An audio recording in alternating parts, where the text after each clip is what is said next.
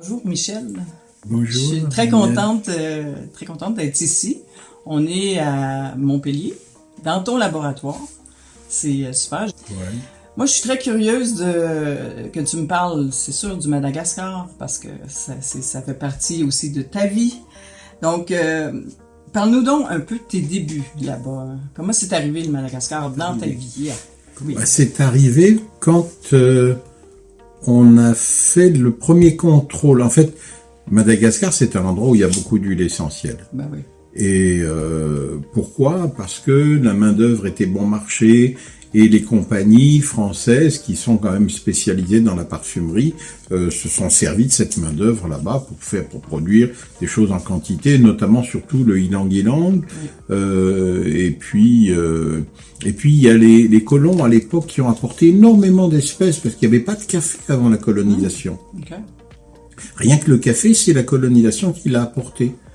Et comme les eucalyptus avec lesquels on fait le charbon de bois, c'est la colonisation qui l'a apporté. S'il n'y avait pas ça, il y aurait plus de bois. On mangerait le riz cru aujourd'hui. C'est le début du siècle ou dans ouais, ça fait 120 ans à peu près que ça existe. Okay. Je crois que ça a démarré en 1888 où il y avait une première. Ça s'appelait pas la colonisation à l'époque, c'était un protectorat. Le Madagascar t'a attiré, il y a eu quelque chose. Il y avait ces huiles essentielles qui étaient à l'autre bout du monde, le géranium, parce que tout ce qui se fait à la Réunion, on en parle beaucoup, mais ça se fait surtout beaucoup à Madagascar. Okay. Voilà, on a fait un premier contrôle à l'époque pour faire des produits bio. Okay. En fait, c'est ça surtout, parce que moi, ce que je voulais, c'était ne faire que des produits bio. Okay. Et à l'époque, il n'y avait pas de ylang-ylang bio, il n'y avait pas de niaouli bio, il n'y avait pas de toutes ces choses-là bio, ça n'existait pas. Voilà, on a fait un premier contrôle à l'époque pour faire des produits bio. Okay. En fait, c'est ça surtout, parce que moi, ce que je voulais, c'était ne faire que des produits bio. Okay. Et à l'époque, il n'y avait pas de ylang-ylang bio, il n'y avait pas de niaouli bio, il n'y avait pas de toutes ces choses-là bio, ça n'existait pas. Donc j'étais cantonné à quelques produits qu'on avait ici en Europe et quelques contrôles qui avaient été faits notamment au Maroc. On avait quelques plantes du Maroc et il n'y avait pas grand-chose. Et à l'époque, quand on voulait un produit bio, il fallait le faire. Ça, c'est l'époque, c'est quelle année environ? Bon, je parle de la fin des années 80. Ok. Hein? Quand on voulait, dans les années 70-80, quand on voulait un produit bio, fallait le faire. Si on le faisait pas soi-même, il fallait se mettre d'accord avec un producteur, un paysan, lui dire, bon, voilà, ce champ-là, si tu veux, tu me fais de la sauge clarée, je te l'achète, on viendra la distiller, parce que souvent, il n'y avait pas d'alambic, il fallait avoir son alambic et se déplacer avec. Ça, c'est Nature Progress, je pense, voilà, qu'en partie, les premiers trucs. Et tu étais très impliqué avec Nature Progress. Nature et Progress était la plus importante. Et bon, moi, j'étais au conseil d'administration. Oui. Et je dois dire qu'on a fait beaucoup de bénévolat pour la bio. Et que, quelque part, à l'époque, quand on parlait d'un produit bio dans le journal, c'était un entrefilet. Oui. Donc on le découpait, on l'encadrait. Et aujourd'hui, la bio, ça fait partie de la vie courante. Oui. Alors, je sais qu'il y a certaines récriminations. La bio, elle appartient maintenant au capital, on va dire, ou du moins le capital s'en sert bien, gagne beaucoup d'argent avec. Mais quelque part au début, nous, ce qu'on voulait, c'était que le monde entier soit bio, puisque c'était un moyen pour défendre l'environnement, pour préserver la planète. Donc, c'était déjà de cultiver en bio. Alors, on aurait mauvaise grâce aujourd'hui à critiquer ce qui se fait, même si c'est effectivement empreint de bénéfices, capital, etc., et que ça a perdu un petit peu du charme que ça avait, mais on a perdu les cheveux et aussi, voilà, qu'on avait très long à l'époque. Donc, tu as commencé le bio au Madagascar et c'est les huiles qui t'ont amené là-bas. Alors, voilà, donc c'est les huiles qui m'ont amené là-bas. D'accord. Donc, on a fait le premier contrôle, je crois que c'était 88-89, avec à l'époque, ça s'appelait ACAB. C'était Association des contrôleurs de l'agriculture biologique, et c'était un copain, Gabriel Gay, qui a fait lui, effectivement, le premier contrôle, et ça m'a permis d'avoir du ylang-ylang bio et de rencontrer aussi des gens parce que c'était j'étais friand, j'avais la curiosité, tu vois, je voulais savoir un petit peu. Voilà, quand j'étais enfant, j'avais deux mots qui me travaillaient beaucoup, c'était Canada et Madagascar. Ok. Voilà, et j'ai réalisé mes deux rêves. Je suis allé au Canada, je suis allé à Madagascar. Oui, c'est vrai, tu es allé au Québec d'ailleurs, Au Québec, avec Michael Zayat. Oui. On va en parler un petit peu. Michael, Michael, je le connais très bien. Ah, et c'est en fait, tu as mon parti frère, du projet. Tu Voilà. parti du projet des huiles qui fonctionnent super bien maintenant. Voilà. On a travaillé aussi beaucoup ensemble. J'adore Michael Zayat. C'est vraiment une personne extraordinaire. Et juste pour revenir au Madagascar, t'as eu aussi, en fait, au début, t'as commencé à explorer les paysages, explorer toutes sortes de choses, et c'est passé une petite aventure qui a changé aussi ta vie. J'ai trouvé, Marie, j'ai rencontré la c'est femme de ma vie là-bas, ça. voilà, qui m'a fait, qui m'a rendu heureux depuis 20 ans maintenant, et donc ça va, c'est, comme on dit, je mange le miel de ma vie. Ben oui, qui prend mari, qui prend femme, prend pays, c'est un peu, oui, c'est ça, c'est un peu ça. Ton truc. Et il y a eu aussi avec l'histoire de ta femme, il y a eu aussi l'histoire de la ferme. La ferme en fait, qu'on te l'a un petit peu, comment c'est arrivé. C'est tout à fait par hasard. Oh, ça. Voilà, c'est tout à fait, c'est des trucs, tout se recoupe après. Oui. Ce village qui était vraiment sympa, où je commençais à me faire plein d'amis, mais très dur à vivre, dur à vivre, franchement. Tu sais, la première fois que tu vas dans un village et qu'on te demande d'égorger un bœuf pour ton mariage ou un truc comme ça, c'est pas mon truc. Moi, même un poulet, j'ai du mal. Alors, tu vois, un bœuf, alors je dis, écoutez, soyez gentil. Alors, le beau-père l'a fait pour moi, et je me sentais pas du tout d'égorger un bœuf. Surtout qu'à l'époque, en plus de ça, j'étais végétarien. Oh, mon Dieu. Tu vois? Je suis arrivé chez eux là-bas et ils avaient préparé du poulet. Et je pouvais pas refuser parce que c'est des gens qui vivent, tu sais, dans une situation, ils marchent à pieds nus, ils ont une baraque en planche dans ce village. Et ils avaient fait du poulet, et je me dis, je peux pas refuser, tu vois, et ça faisait 10 ans que j'avais pas mangé de viande, j'ai goûté ce poulet, qu'est-ce qu'il était bon. Alors moi, ça n'a rien à voir, en fait, si tu veux, quand on mange de la viande là-bas, tu manges du poulet, c'est pas le même poulet qu'ici, tu manges une côtelette, c'est pas du tout la même côtelette qu'ici. C'est comme les plantes, finalement. C'est comme les plantes, voilà. Comme les plantes. Donc le père t'a donné cette ferme en cadeau. Ah non, c'est pas ça, c'est pas ça. Le beau-père, il m'a filé un terrain au bord d'un petit marigot. Il m'a dit, voilà, si tu veux te construire une case, comme ça on sera pas trop loin. Alors donc j'ai fait une case et puis on est devenus les meilleurs amis du monde. Je suis son confident et il me raconte ses trucs, je lui raconte les miens, on philosophe beaucoup tous les deux. Et quand je suis pas là, il m'appelle de temps en temps, il me dit, tu sais, quand t'es pas là, je m'ennuie. Donc cette ferme, elle s'appelle Mahisu. Mahasu, c'est là que tu fais ça veut dire un petit peu, voilà, le porte-bonheur, ou qui fait du bien, qui fait, voilà. Et voilà, c'est un bel endroit. Il y a 3 collines dans cet endroit là-bas.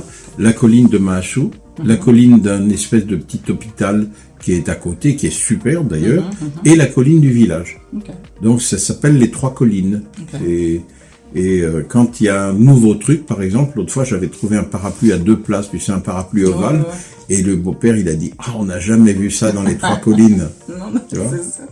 Donc c'est là que tu fais ta distillation. Alors c'est là que j'ai fait. Alors voilà, cette ferme, j'ai acheté tout à fait par hasard. C'est une ferme où il y avait du café, du mauvais café, parce que c'est un café robusta qui est très difficile à vendre, ou du moins. Et c'est quelque chose que je voulais surtout pas faire, parce que figurez-vous que ma mère était dans le café. Ma mère avait une torréfaction, et elle faisait de la torréfaction de café en France. Et je m'étais bien juré de jamais travailler dans le café, bien sûr. Alors, j'ai commencé par virer un petit peu le café, qui pour moi était un peu un symbole un peu négatif quelque part. Donc j'ai commencé par en virer un peu, puis j'ai dit on va distiller, parce que moi mon métier c'était les plantes aromatiques et les huiles essentielles, et donc j'ai dit on va planter des plantes aromatiques, on va planter des trucs et on va faire des huiles essentielles. Donc on a commencé tout de suite à distiller le niaouli qui était présent sur place, on a commencé par ça. Et je me rappelle le premier chantier de niaouli que j'ai fait comme ça, j'avais fabriqué 2 cuves d'alambic et on était en pleine forêt quoi, avec à côté d'un petit ruisseau, on prenait l'eau au seau, on remplissait les serpentins comme ça, et il y avait plein d'enfants qui traînaient là, et donc j'ai demandé mais pourquoi ils vont pas à l'école? Ils m'ont dit il n'y a pas d'école. Alors avec mes gars, on a construit une petite école en bois, et avec le toit, tu sais, on appelle ça là-bas une maison verte.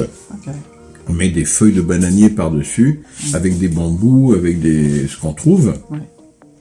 Et puis on a mis un tableau noir, on a engagé une jeune fille qui avait le brevet, et elle a commencé à faire l'école pour une dizaine de gamins. Au bout d'une semaine, il y en avait 17, au bout de 2 semaines, il y en avait 50.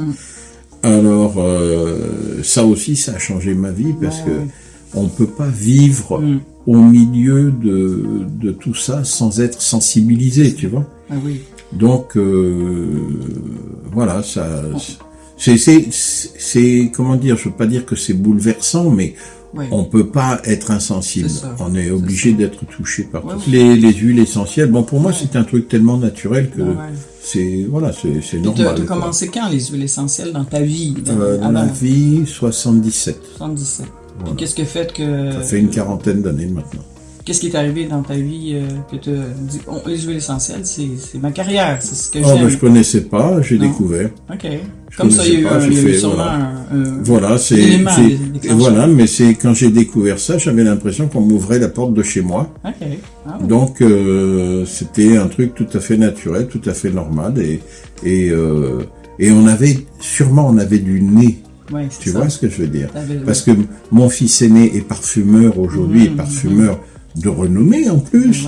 Les petits, là, les derniers, j'en ai un, je me rappelle une fois, tu sais quoi, je mets dans un ragoût, parce que j'aime bien faire la cuisine, je mets une cuillère d'huile dans laquelle il y a eu des fromages de chèvre, pour dire de donner une petite personnalité. L'autre, il goûte le truc, puis il dit, ah, ça sent la chèvre.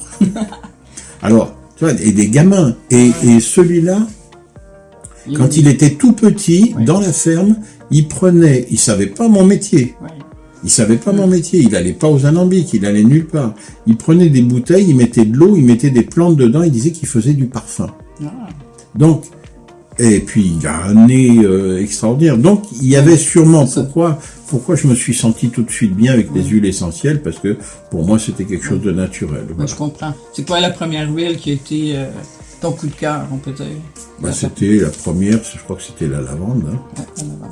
Oui, parce que tu étais quand même en Provence ou dans ces coins-là.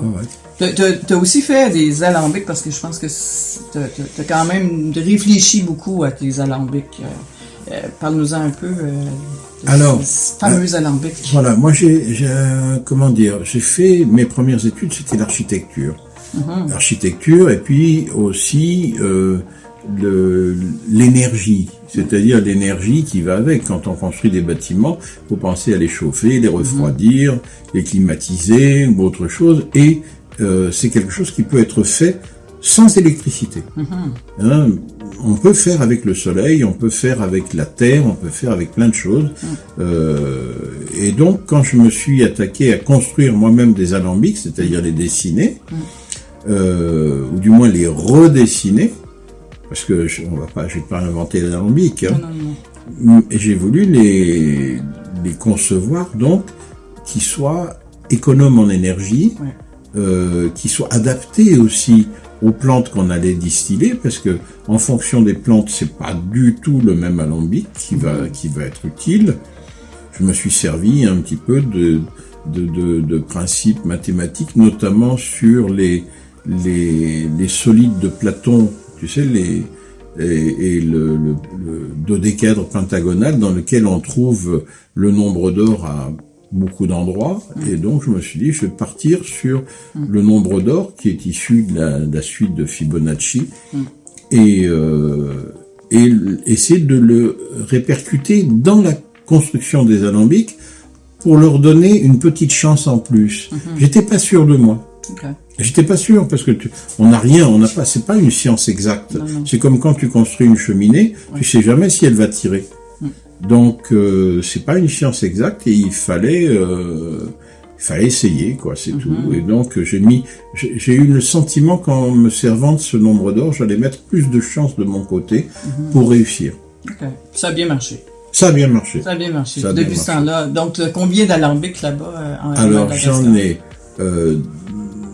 2, 4, 6, en tout j'ai 8 cuves. Okay. Est-ce qu'ils sont à longueur d'année fonctionnels? Ils fonctionnent à longueur d'année, ouais. Donc il y en a qu'on déplace même avec notre camion et on va distiller des trucs un peu partout. Ok. Est-ce que les huiles c'est à longueur d'année au Madagascar? Oui, c'est à longueur d'année. On a un climat qui est favorable quand même, parce que quand tu as la période, par exemple, tu récoltes les mandarines, et ben après ça, tu ramasses un peu les feuilles, tu tailles un petit peu. Après ça, par exemple, il y a eu une période qui est difficile, c'est la période, on va dire, du mois de février, parce qu'on a les cyclones en règle générale. Mais après, il y a aussi les périodes de plantation du riz, pendant lesquelles les gens ils préfèrent planter du riz que de travailler sur le reste. Donc j'ai quand même des employés qui sont là en permanence et quand on distille pas, on répare, on arrange, le travail dans une ferme, il y en a toute l'année. Tu as combien d'employés? Une trentaine. Une trentaine. Je pense qu'on a des belles photos sur ton site web. Je sais pas si c'est à date, mais je trouve ça vraiment le fun d'avoir les photos des gens qui travaillent pour toi. Parce que ça doit être une grande famille, finalement. Oui, c'est ça. Tu crées des liens. Tu as aussi le projet de planter des arbres là-bas. Oui. C'est important pour... d'abord pour avoir des produits à distiller, et puis parce qu'on a besoin de bois aussi pour faire marcher la chaudière. Parce que même si on les fait de manière économe, il faut quand même du bois. Puis tu as apporté aussi une plante qui n'était pas tout à fait là, qui venait d'Australie, qui est le tea tree, qui est une huile extrême. Parle-nous-en un peu de ton... le tea tree, c'est une odeur qu'on n'aimait pas trop ici dans le temps. C'est un peu comme le whisky. Quand le whisky est arrivé, je me rappelle, j'étais gamin, les gens ils disaient « Oh, le whisky, ça sent la punaise écrasée, c'est pas bon, etc. » Puis aujourd'hui, tout le monde en boit. C'est ça. Alors, le tea tree, c'est vrai que quand c'est sorti, on dit que c'était une odeur pour les Allemands. Et finalement, aujourd'hui, tout le monde s'en sert. Et je peux pas dire qu'on aime son odeur, mais il fait partie de notre monde, quoi. C'est comme la lavande, finalement, c'est des huiles. On aime ou on n'aime pas. C'est le Captain Cook, finalement, que.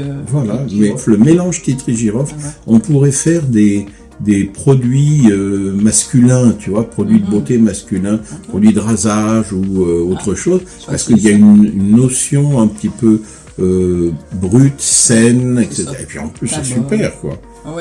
Je vais l'essayer. Il y a la pépinière qui est une activité que tu le tea tree, on n'a pas beaucoup parlé du tea tree, mais le tea tree, je suis allé le chercher dans une plantation en Australie, donc une des plus belles, au point de vue qualité. Et je l'avais payé très très cher. Et finalement, il s'est très très bien adapté. Après quelques péripéties, c'était pas facile de l'acclimater, mais on l'a acclimaté et aujourd'hui, on a plusieurs hectares de tea tree avec une qualité exceptionnelle. Même les copains australiens, quand je leur ai montré mes premières analyses, ils ont dit waouh, super, voilà. Ça, je vais l'essayer, ça c'est sûr. Pour en revenir à l'activité des femmes, et je t'aide beaucoup aussi les femmes parce que tu as une pépinière.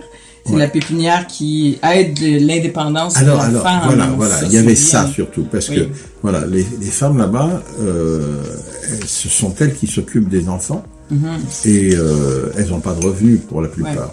Et donc, on peut pas aider tout le monde, mais donner un emploi à des femmes, c'est pas mal, parce que la plupart du temps, elles sont pas alcooliques, elles dépensent pas l'argent n'importe comment, elles achètent pas de tabac, elles s'occupent des enfants. C'est ça. Et donc, leur donner de l'argent directement, c'était assez sympa. Fait que c'est comme une coopérative, finalement.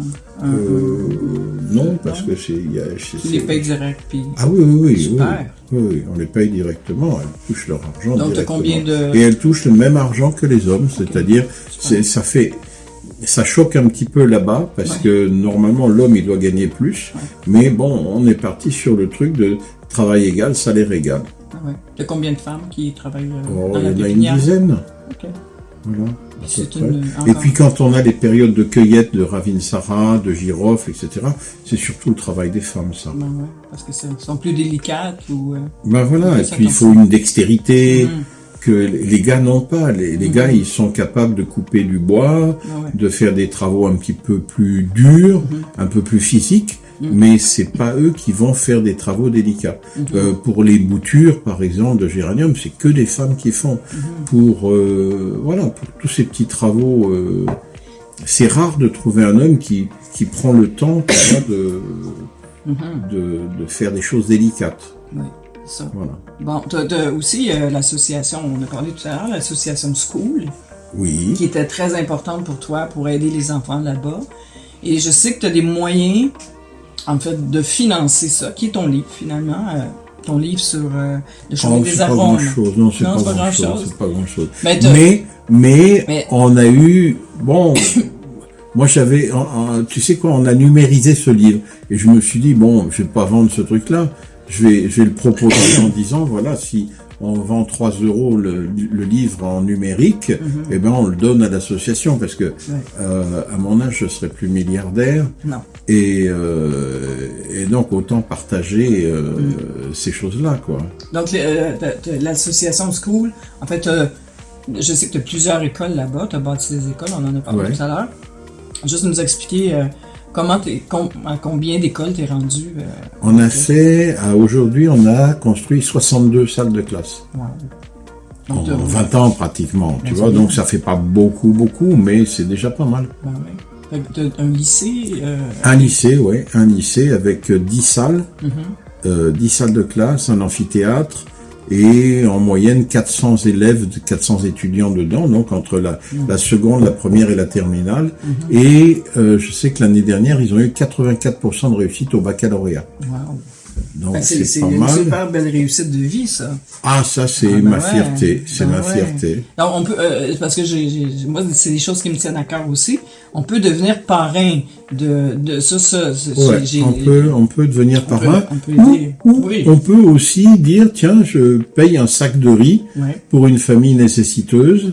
Je paye un poulet, un canard, voilà, et c'est sur le site, c'est pas cher, parce que c'est les prix de là-bas.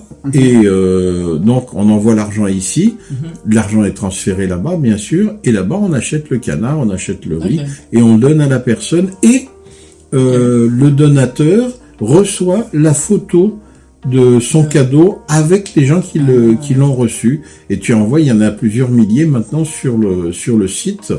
Et c'est Est-ce que c'est sur ton site ou c'est sur un autre site? c'est le site de School. Ok, le site de School. School, on va le mettre ça en bas. s'appelle school.asso.fr. Ok. De toute façon, on va mettre tous les liens en bas de ton vidéo. D'accord. Et c'est pour justement les gens qui veulent devenir parrains. Moi, c'est sûr que je deviens marraine. Ça, c'est sûr, ça. Tu as beaucoup de personnes quand même importantes qui passent par le Madagascar, qui t'aident dans ce projet-là. J'ai quelques noms ici, Pierre Franchon, qui est très ami avec toi. C'est un bon ami, Et puis qui participe il aussi est à venu ce projet-là. plusieurs fois à la ferme. Puis lui, il s'occupe d'un dispensaire qui fonctionne avec des plantes et des huiles essentielles. Un dispensaire en phyto, donc à Antsirabé. Il a participé, il a apporté du financement aussi. C'est un type généreux, Franco. Oui. C'est un type généreux, c'est un bon ami, vraiment. Oui, on aime, c'est quand même quelqu'un d'important. Tu as rencontré aussi des personnes importantes comme Valnet, je pense, de rencontrer ces gens-là. Ça, c'est vieux. C'est vieux, mais quand même, ça fait partie. Et puis, la personne qui s'occupe de l'entreprise aujourd'hui encore, Marité Tiffany, qui est une femme formidable. Et j'écoute, j'ai beaucoup d'amis quand même. Ben oui, c'est ça. J'ai beaucoup d'amis. Tu as une relève présentement qui est ton fils, Jean-Charles, Oui. est-ce qu'il travaille avec tes huiles essentielles puis il fait quelque chose d'autre? Oui, avec Ouais. certaines. Oui, là par exemple, il s'intéresse beaucoup à la goyave. Alors ça m'embête Ouais. parce que j'ai pas envie de la vendre En pour parfum. faire des parfums Ouais. ou des trucs comme ça. Je trouve qu'il y a, voilà, la goyave, elle a un intérêt fantastique au niveau de la santé et surtout, on peut pas en faire beaucoup. Ouais. Tu vois, on peut arriver à faire une tonne de Ravinsara dans l'année, mais on va faire 40 kilos de goyave, c'est tout. Alors bon, c'est pour ça que je voudrais pas trop la gaspiller, quoi. Donc il y a une compagnie, il fait lui-même ses... Oui, ouais. il est parfumeur, on le trouve sur Internet. Il est éco-parfumeur même, Ok. et je pense qu'il a été le premier parfumeur en bio. Ok. Il travaille vraiment, et c'est devenu très très compliqué. Moi, je me souviens, on avait fait le premier parfum bio. À Ok. l'époque, ça s'appelait Il plantait des arbres. Ok. Et c'était une harmonie de girofle, sauge clarée et géranium. Le cœur, girofle, sauge clarée, géranium. Et puis derrière, tout un tas de petites choses pour les associer et puis leur donner du corps. Et il y avait de la vanille, il y avait du benjoin, il y avait des choses comme ça. Et ça a marché gentiment, c'était chouette, quoi. Et quand j'ai vendu Floram, j'ai gardé mon nom. J'ai pas voulu vendre Somra puisque Somra c'était les parfums. Okay. Donc j'ai dit voilà, non, je garde. Et puis j'ai pas continué les parfums parce que j'avais autre chose à faire à Madagascar. C'est ça. Donc quels sont tes projets futurs? Mes projets? Tes projets, en fait, survivre, présentement, t'es en France. Survivre. Les projets, je voudrais voir mes enfants grandir tranquillement. Je gère très très bien. On a Internet à la ferme. J'avais installé, je me souviens, il y a plus de 10 ans, une parabole avec tout ce qu'il fallait pour pouvoir faire Internet. Et donc ça nous a servi. Je me souviens en 2010, on avait eu un énorme cyclone qui avait vraiment tout esquinté. Et j'avais réussi à joindre le conseil général du 13, parce que j'étais originaire du 13, et Monsieur Guérini, le président du conseil général, nous avait octroyé 16 000 euros, comme ça qu'il a envoyé immédiatement, avec lesquels j'ai pu acheter 40 tonnes de riz, et avec les 40 tonnes de riz, on a fait 300 000 repas pour les enfants dans les écoles, dans une période où vraiment il y en avait besoin. Donc, tous les jours, pratiquement, je suis avec mes gars à la ferme. C'est des gens qui travaillent avec moi depuis 20 ans. Dès qu'il y a un souci, un problème, j'ai la photo. Voilà, et on trouve la solution. Il n'y a pas de problème. T'as une belle équipe. Voilà, j'ai une super... Des gens vraiment... c'est comme ma famille. Enfin, voilà, on est... Puis, habituellement, t'es là plus longtemps que t'es en France ou moitié-moitié? Bah non, habituellement, je suis plutôt là-bas quand même. Parfait. Voilà. Et puis ça fait pas longtemps, les gamins sont là depuis 3 ans pour les études, parce que la France a trouvé le moyen de nous supprimer les lycées en province, et c'était pas acceptable. Donc comme j'ai fait une partie de mes études à Montpellier à la fac de pharmacie, ça m'a semblé une bonne idée de venir à Montpellier pour que les enfants fassent leurs études. On est à côté, on est à 500 mètres de on va dire 1 kilomètre de la fac de pharmacie, 1,5 kilomètre de l'école de chimie. Donc si jamais il y en a un des deux des trois même, qui se destine à ça, il sera le bienvenu. Super. Donc, mon plan, c'est éventuellement aller au Madagascar, faire un petit documentaire. C'est sûr qu'on va aller faire des bonnes images là-bas. On va aller filmer, on va aider aussi. On va essayer d'aider à faire connaître un peu plus tout ça avec la beauté autour du monde, parce que c'est sur ce canal-là que ton petit documentaire va être là-dessus. Tu verras, la route, elle est jalonnée de plantes. Il y a plein de gens qui... la distillation de plantes aromatiques, ça s'est énormément développé dans on va dire dans les 10 dernières années, parce que les gens voient qu'il y a une espèce de réussite quand même. Et puis, c'est vrai que des gens comme... C'est Pierre Francombe qui a fait connaître le Ravinsara un petit peu dans le monde entier. Le niaouli, bon, on connaît depuis longtemps. Le géranium, on connaît depuis longtemps aussi. Et puis on fait des nouveautés, là, on fait par exemple la goyave, et puis même la feuille de mandarinier là-bas. Ouais, Là, ça se faisait pas à Madagascar. Et la feuille de mandarinier, telle qu'on l'a fait nous, elle est complètement différente de tout ce qu'on peut imaginer, de tout ce qui existe en Europe, notamment. C'est pas les mêmes molécules. Et ça présente un intérêt considérable, que ce soit pour la parfumerie ou pour la santé. Donc, merci beaucoup. Ce fut très intéressant, cette belle petite entrevue. Et on se voit au Madagascar. Qu'est-ce que t'en penses? On se voit. On se voit au Madagascar. Rendez-vous à Madagascar. Merci, Michel.